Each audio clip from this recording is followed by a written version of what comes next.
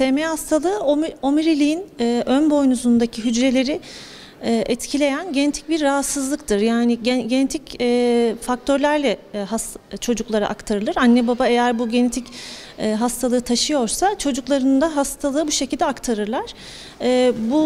Bu hastalıkta omurilikteki sinir hücrelerinde hasarlanma oluşur.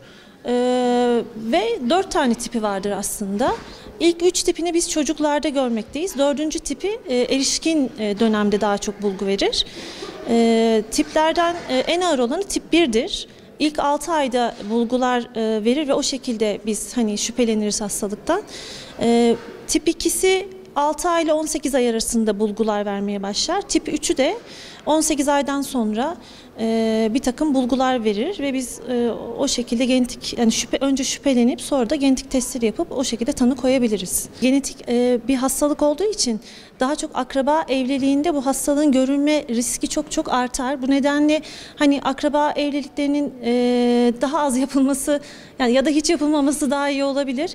Yapılacaksa bile çocuk sahibi olmadan önce en azından bu hastalığı taşıyıp taşımadıklarına anne babalar bir baktırmaları gerekir diye düşünüyorum. Yani şu an ülkemizde nüsinersen etken madde etken maddesi nüsinersen olan bir ilaç tedavisi uyguluyoruz.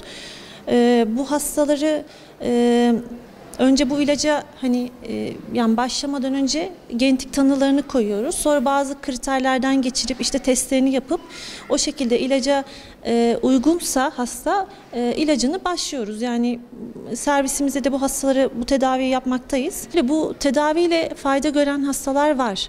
Eğer özellikle de erken dönemde başlandıysa bu tedavi fayda görüyorlar. Aileler de mutlular çünkü belirgin fayda görüyorlar. Mesela oturamayan çocuk oturmaya başlıyor.